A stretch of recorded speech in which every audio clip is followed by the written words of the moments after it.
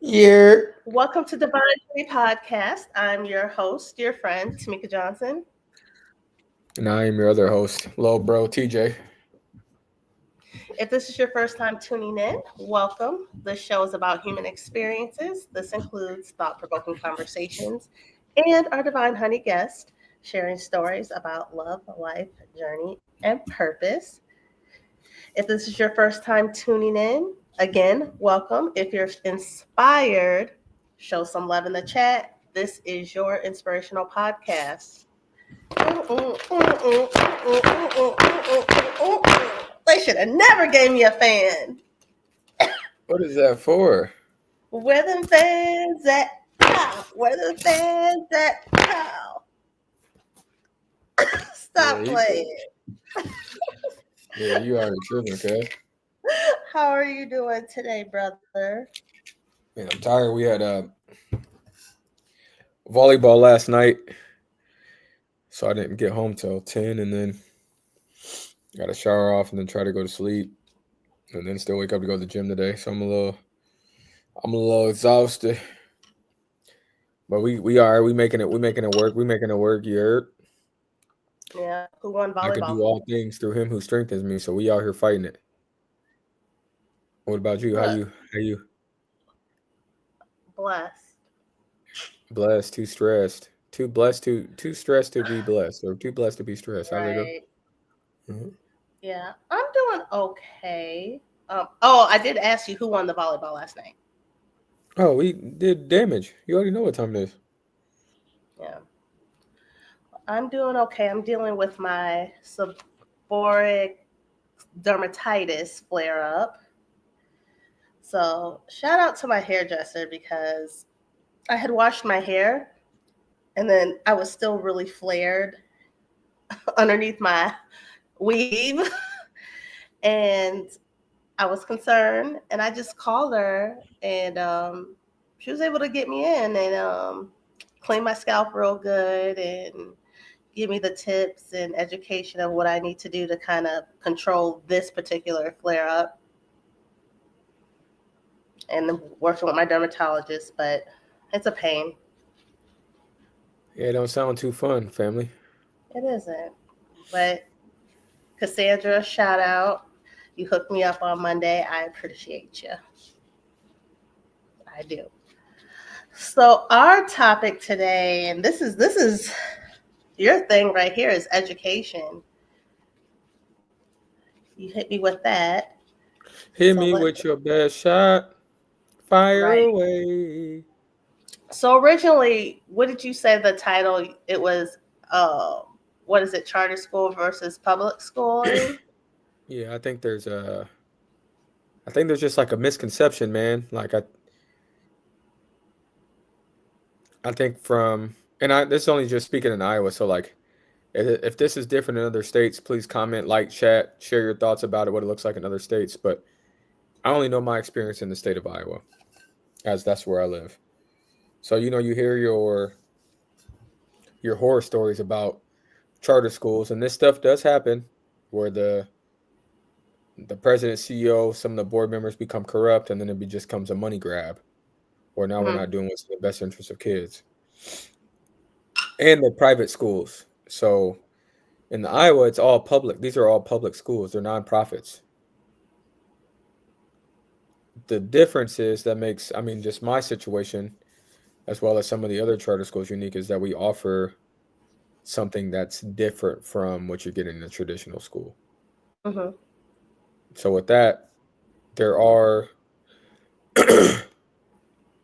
there are some of these things that you can get in your schools where you're getting your internships, your job shadows, you're getting introduced to the trades. However, at our school, you get your high school diploma and it's on campus.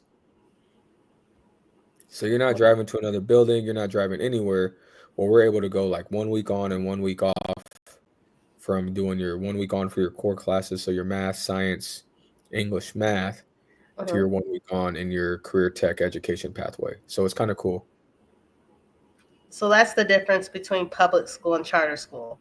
Is Just at my school. So like in Iowa, like I said, they're all public schools, We Mhm. just have the charter title as we are offering something different than your traditional high school offers Okay. at no cost to you. It's free to come, just like you would go to your regular homeschool. It's free, no charge. Okay. Because overall, I've never really know the difference between a charter school. I felt like charter schools maybe they wore a uniform or it was Well, more. you write your charter, so you write what you're going to do. There's grading that goes with that. There's funding that comes with that from the state. Like this is all the Mhm. reporting that you got to do to the state to keep your charter active, because the state's not going to give you money if you're not having success. It's a waste. It's not. It's a waste of money. So, and it's smaller. So our cap is 300. I don't know Mhm. what the cap is going to be at the other schools, but I'm guessing their selling aspect is going to be, we're new, innovative teachers, and we got smaller class sizes. You can't beat that. Yeah. What's the benefits of having smaller classrooms?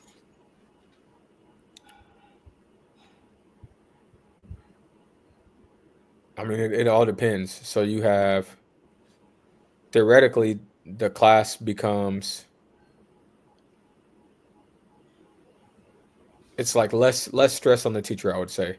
So your classroom management skills aren't managing 30 kids versus you should have the same strategies for managing 15 as you would 30, but in managing 15, it's easier for me to be consistent versus the 30 because now I'm not ever not being like talking to somebody from doing something wrong,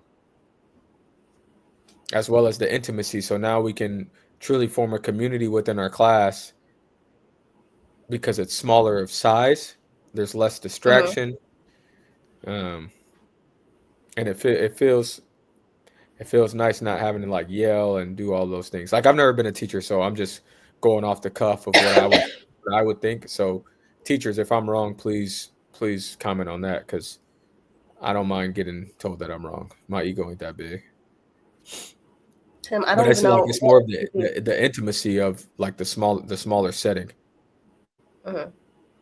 Like if you're talking to, we'll just say for example, it's probably easier for you to talk to two of your friends versus talking to 10 of your friends. Yes. You get what I'm saying? There's Mhm. distractions. There's so many other variables that go into talking to 10 people versus talking to two, and that's like the same in the classroom. Me talking to 30, five of the 30 are probably off doing their own thing in la la land. Another five might be on their phone. Another five could care less about what I'm talking about, so they got their heads down. So there's like so many variables at play of influence that are happening within that classroom size of like the 30 individuals versus 15. Now you stand out if you're going outside of the mold. Tim, what is your title? Youth Build Program Director. Ooh. So as you saw, well, I don't know when we put this on, but when we post this, I mean at this time, I would imagine everybody knows Job Corps just got eliminated. So the Mhm. Department of Labor offers all of this money and funding grant opportunities for organizations and different entities to apply for the funds to all in the realm of supporting youth and specifically more of the at-risk youth. So your low-income families, your high school dropouts, single parents, your parent was incarcerated at some point. So there's some kind of like, I think ACEs is like an outdated testing thing, but most people know ACEs as far as what it is. There's some kind of tag that you would be considered at risk. Mhm. So then they're providing opportunity for that clientele. This federal government pays for this, giving a bunch of funding to support these things. So my program is from the Department of Labor to Youth Build. It's all across this nation. They're everywhere. And in Youth Build, it's those same qualifying factors, and we're partnering with different community partners to give the kids experience in construction, advanced manufacturing, or healthcare. With our goal being, you enroll into our school, you get into Youth Build, you're able to earn money while you learn. So I'm able to pay incentives for meeting milestones. And then once you graduate high school, we're actually able to place you in that field in which you want to work with the the carrot of you get to be followed along for a year after you graduate to ensure that you're still liking what you do, and if you need support in that year, we're able to provide that support to you. Well, that's awesome. So it's pretty cool It's pretty cool. when it gets up and going. So with your, we were just talking about Job Corps. What they're calling it a pause, but No, that money's done. that gets done. Yeah, yeah. They're just. Someone said, "Do not pay attention to what they're saying. Pay attention to what they're doing." Yeah, they're done June 30th They're, yeah. So with that, what is right now? What are they servicing? Like 25,000 across the nation. across the nation, ages 16 to 24, Hmm. and it's about 30% will be homeless. Yep, because they live on the campus. Mm-hmm. Because some of these people, some of these young people, a parent could be incarcerated, one's dead, both dead, Yep. So you're and getting your so housing, you're getting your food, you're earning money, you're learning skills to be a mhm, contributing member of society. Like it's only good. Now it yeah, does cost a lot of money, hmm but it's worth it. it is. There was something I sent you, and then some I read that and somewhere else. They, this administration were going through the stats, and with that, they were saying, okay, the stats were low, like post COVID, like only 38%. Um, Ain't nobody recovered since COVID. right. And so my question is, okay, just because yes, the success rate post COVID, this is post COVID, is lower, why not do the research to improve and see where the holes are, or where, and take into account what happened during COVID? Because They even did 38, no one should be home. Like no one deserves to be out on the right streets. facts. They did their research. I know they did. It's Hmm just the matter of where. And when you write your budget, you tell us what you believe in. hmm This is just something that they don't believe in. That's all. Like it's been successful. It will regain Yeah. success. We just at this point in time, there's the belief isn't as strong as it would be on the other side. And on the other side, they could have did something to this too. We don't know because it's like when you bring in the politic factor, hmm both parties have the same end goal. They just go about the angle in a different way. Yeah. It's just, it's hard, like, because this is happening to kids, right? Yeah, Like 100%. young kids and young adults. And these And are the ones that they trying to keep out of trouble. That's gonna be causing trouble. How you think they about to get what they got to get without having to get it? right, it's just like, sometimes reading like comments, I had to get off of some platforms, but we have become an unempathetic society. We don't care about other people. I think we've always been unempathetic. I think Yeah, now people for just sure. truly like I was just watching. I'll get back on topic, but I just was watching an interview with it was Buddy from Britain, the British dude, Mark Lamont, this Hmm streamer, and then this other white lady on there, and it was so disturbing listening to the dude and the white lady speak about race and how they use race how in their favor, that they're open racist. Like it was so disgusting, but the way that society is now, it's okay. Pierce Like Morgan. it's Pierce Morgan. yeah, Pierce Morgan. You saw that clip? And she told the lady to say the N word, and Mark Yeah. Lamont stopped them because, Yeah, like this is disgusting. Like yeah. truly it's like inhumane. But this is where we're at now. hmm The whether we like it or not, and obviously it's an opinion. We don't know the facts because there's no study on it. I mean there are studies on it. We just and even I'll take it a step further. Even what's going on right now with the anti-Semitic stuff. hmm There's never been anything made like that for us. Correct. And it can be done. When all this stuff was happening with the Asian Stop Asian Hate, hmm everybody got behind that and supported that. Mm-hmm. What's happening right now, people are getting behind it and supporting it. And they're about to make a bill for it. They never did that for us. We just got to keep going, keeping on. That's our life, though, right? Right. And then they go with the kids, like they're showing they don't care about kids. Nobody cares about the youth because they don't believe in the youth. They don't think the youth is our future. And then even back to education, take it to the classroom. We got teachers across the nation that don't believe in the kids that they're teaching. But yes, they're the Woo. teacher of the class. And then how do you get those people out and replenish them with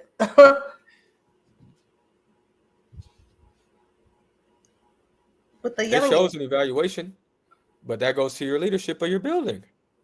Yeah. And you're fighting against having teacher shortages and everything. So you got to be willing to take that risk. But it can be done. It can be done. I believe it. It, it's something interesting. We'll get back on topic. Even like just talking about race. Have you seen the thing going around where I was watching a video and someone was saying that Harriet Tubman wasn't real? Yeah, see? I was like, wait, hold on. Her real name, she had a slave name and she changed. Like, that doesn't make her not real. So now you're erasing history of what somebody accomplished in history. Come on. You're I noticed that we don't really play about Harriet Tubman because that was a very brave thing for a woman to do in that time. She freed people, Right. and they're trying to even just erase that. And how I tie that in is the lack of education, right? Yeah. Yep. Not even knowing like the underground. It's not a real like y'all like, and then just erasing things and placing ignorance on top of it. And I still think that even ties into being unempathetic and Yeah, uncaring facts. and all those things. That was a serious thing that happened and a contribution. But it's always downsized. It's It's always downsides. downsized. Regardless of they minimize the crap out of it because us as a people still don't come together as we should Okay. to do what we need to do as far as forming a community. I Yeah. think that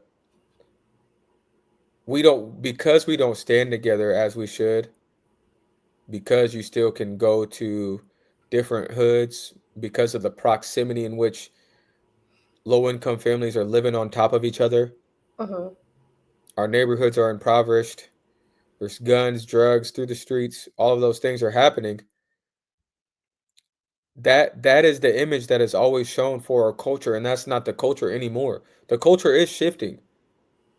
But when you think of anything that is black, what is thrown in the face? Over and over and over again. But something you said anymore, I want to kind of what gets not shown or overlooked is we have, despite slavery and all these things, we have a rich background. We created our own communities. We got ourselves educated. Remember, our people didn't know how to read. We weren't No, allowed to facts. read. So we taught ourselves how to read. We got educated. We created civil rights. We had our own communities where we were doctors, had a bus line. We've created Everything. art. We've done so much to contribute. They made food out of pig intestines, Yes. and And it's a delicacy. and guys, we've created, invented a lot of things. Right, facts. So what you see the negative is just the paint the narrative of something negative. We're actually a rich culture that's been stolen from in many ways Many, and many ways. broken down. I know, we talk about we don't stick together, but I will say this, we are very, very resilient. You know what's the funny part though? We're the most loving too. We accept everyone. Everybody, Everybody. come to the house. We got you. Come We on over. got We you. got you. I was and then we'll get back on track. One more thing. They were talking about some places, like if you were ever lost, you know who they say go look to help? A Black woman. Yeah, she got you. She got you. We gonna get you safe. Or we gonna figure it out together. We gonna figure it out together. It's just, you know. But back to But the I think that education. that goes into itself. Even speaking of the history of education, you got the all the laws that passed, and this is something that I had learned where when the laws did pass, all of those schools when we were doing like the segregation and all of that, separate but equal stuff, Mm-hmm. all of those teachers, all those black teachers were fired for the integration of all of the schools. Mm-hmm. Mm. That was a detriment to the community because there was Yeah. it was you're teaching you know what I'm saying, we're teaching each other with blase, but they all lost their jobs. So then that becomes a shortage of now you don't have the educators that you're seeing in your families to then go into education as a person of color, Mm-hmm. which is why now all of our classrooms are filled with who? Folks that don't look like us. And you also, through your years of being in the school system, you talked about how it was important to have someone that looked like you, and especially how to speak to them. Yes, it's super, man. Like, regardless of Articulate. relationships, when you're able to see a reflection of yourself, child to adult, there's a sense of belonging, a sense of affirmation that I could do that. I can possibly be that. Mm-hmm. But when it's just one, not many, that vision of becoming that educator or mentor or what have you, that's not there. And can I add that everyone, like all people of color, and we speak of Black because we're Black, that's what we can relate to, but of color, it's not all the same. There are Black people that haven't had the same experience. They've grown up around Black people, affluent, Yep. upper echelon, or, you know, the Jack and Jills. It's all levels. But on some level, no matter what's interesting, no matter what level, you experience some sort of discrimination or a microaggression to a certain degree. Right. So I like to just add that in there because not all of us are, we all have different experiences When it comes to that, no, that's fair. and the access to education. But that's why I think it's cool. So like, I used to be against it because I didn't know any better. But school choice is like is a real thing. Mm-hmm. There are still some flaws in what we do in the state of Iowa for the school choice, as in you know our young people that have like special needs that have Mm-hmm. IEPs. They're the ones that are always forgotten, usually forgotten about when it comes to that school choice. We do need to do a better job of making sure that those folks are at the table, that they actually do get to choose. Because when you go into the school choice, the receiving school now chooses whether or not they accept your enrollment into their school building or not. And the kids that are left out are those kids with the IEPs or the special needs. Mm-hmm. And I don't think that's fair. Yeah. But I do believe in the right that you should have a choice in which school you want your child to go to. I think that is fair. Mm-hmm. But I would change something around what that means for our students that are on plans, on individual education plans. Can you explain some? I guess I, excuse me, I have a cold. No Child Left Behind. So No Child Left Behind is it's testing. So back in the day, kids could go. So you go to school. So like say we're in fifth grade, everybody then moves to sixth grade. Whether they're proficient in fifth grade to go to sixth grade, everybody moves to sixth grade. No child left behind, which isn't fair to that child because there's probably intervention that needs to be done for Mm-hmm. that fifth grader who isn't proficient enough to go to sixth grade, but then they continue. And now that fifth grader who couldn't read at the sixth grade level is now entering high school still at a fifth grade reading level. Mm. So now I'm ninth grade. I'm in high school, right? I'm in high school, Yep. but my reading level is still at fifth grade. So now I'm a senior in high school, and where's my reading level? It's still at the fifth grade. So it that those things make it hard for teachers to do their job because at some point in time, we as adults failed that child because if we knew that that child could not read, what are some scaffolding things? What are some intervention things that we should have been doing for that child, as well as involving the family to let them know we need to do some more reading initiatives for your child. How can we partner together on this so that we can get your child's reading levels to go continue to grow? Mm-hmm. But instead, that child gets lost in the shuffle because regardless if that kid can read or not, they're probably a compliant kid.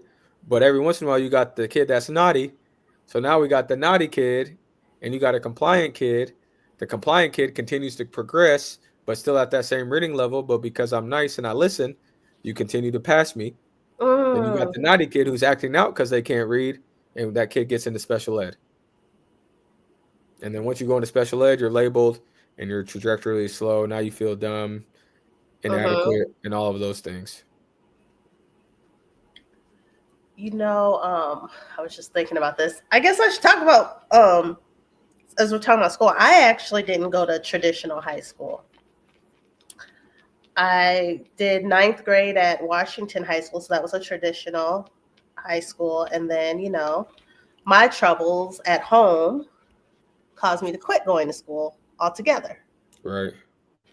So I ended up going to Metro High School in Cedar Rapids at the time, and I don't think they're this a half a day school now, but it was a alternative high school. So we So do an AM PM session at Great Oaks, like you okay, did, like you guys got at Metro.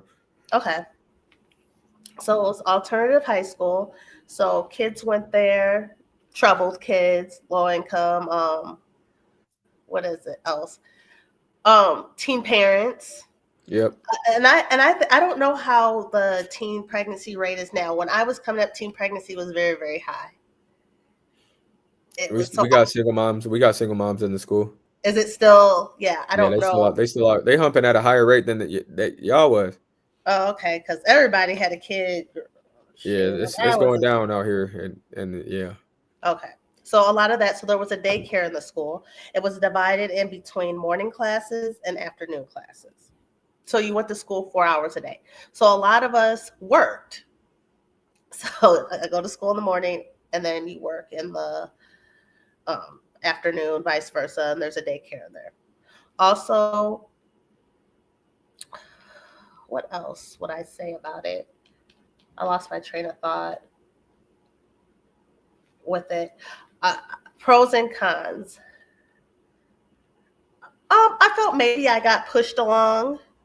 I wasn't dumb or anything. I never liked school, but I would say curriculum. I didn't have go ending up going to college. I had to work a little harder, like a lot harder, because I don't remember high school. I don't remember it being overly challenging. Right. But I will say this: I got support. It provided support, resources. You called your teachers by their first name. You had these interpersonal relationships. Now there was some stuff. I took a class, an English class, a literature class there, with Pat Martin, and I learned a lot in there. But You and Pat stayed close for a while, didn't you? also another thing back then, you could did I what? You and Pat stayed close for to each other, didn't you? She was more close to my friend Selena. They were really close. We kept in touch here and there, and she's a Yeah. Facebook friend, but we would have lunch and stuff here and there after graduation.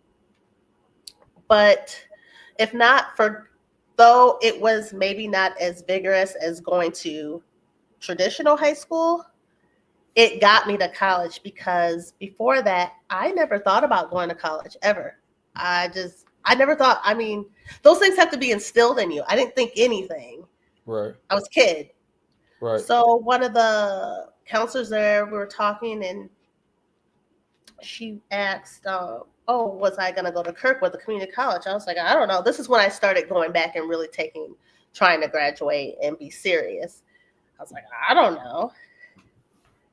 And so they helped me sign up for financial aid and Yeah. to get things together, and gave me the push to do it. Though maybe my math skills weren't where they should be, I had to work very, very hard in college, and it was tough.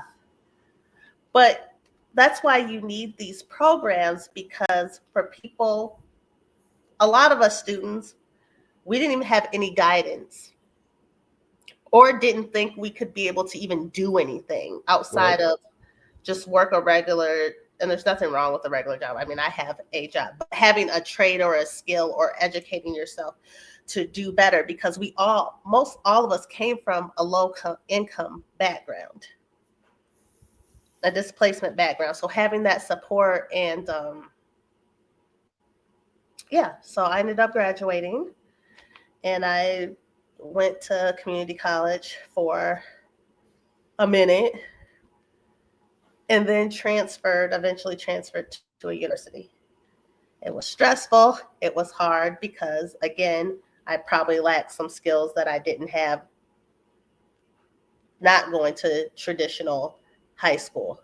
Right. But I wasn't able to thrive in a traditional setting, and a lot because of my home life was disrupted. Yeah. And that goes back to things like why you need Job Corps, you need these things, and you need this people being intentional where they're pushing these kids.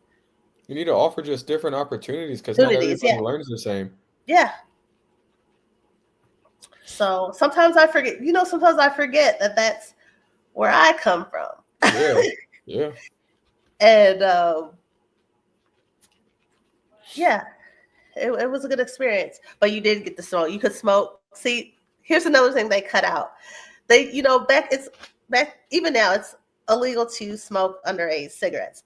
I feel like smoking was more socially acceptable Yeah. when I was younger, way socially acceptable. Everybody was smoking a square back Everybody would then, smoke huh? a cigarette. So instead of so you wouldn't skip school to go smoke, you could smoke on the side of the building. Everybody, when you had a break from school, you go on the side and you smoke a cigarette. I know that they don't do that anymore, but that's Yeah, the not type of, anymore. you know. Yeah. But yeah, I don't know what's going on with Metro. I don't. But I think it's a full day school now. Oh, I got you. I don't think they do half a day. Yeah, I think alternative settings. So, like, I work at an alternative high school. Uh-huh. I think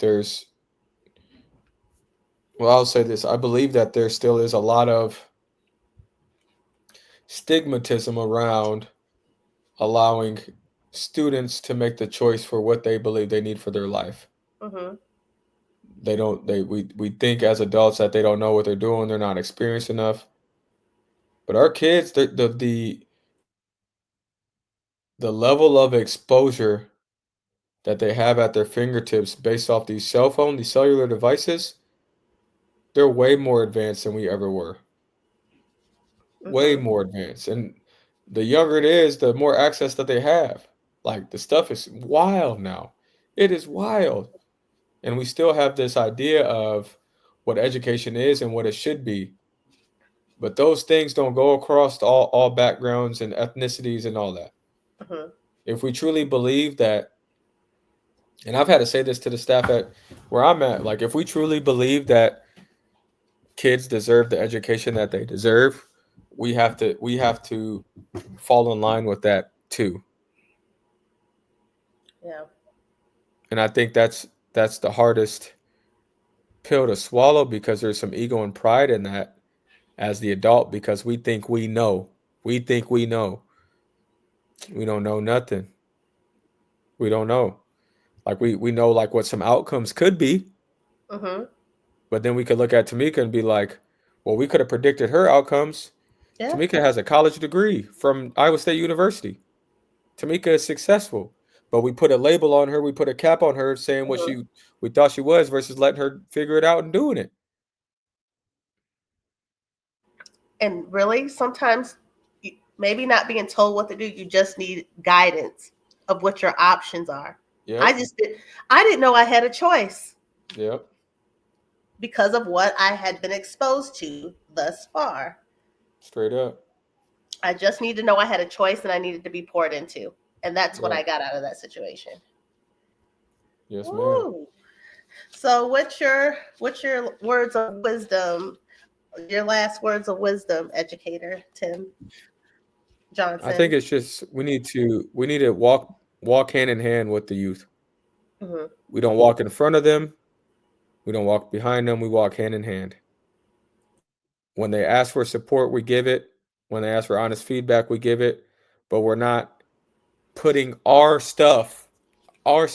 experiences on them. We're letting them be them and then giving that guidance as you just were speaking to.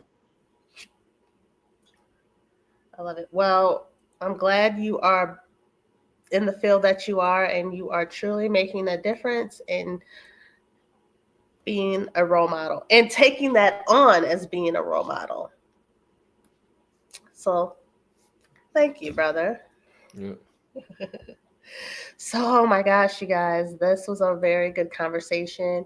If you enjoy the show, please like, share, hit that notification on YouTube. You can listen, follow, and rate our show on Apple Podcasts and Spotify. Um, excuse me. So I'm gonna drop that link to Spotify and Apple in the comment section. You can also find it in the about section. If you are interested and you know anyone that's interested in being a guest, or you have a topic that you want us to speak on, please email me at bougiegirl@gmail.com, BOOSHEGURL@gmail.com. Until next time, you guys, peace and blessings. Where them fans at?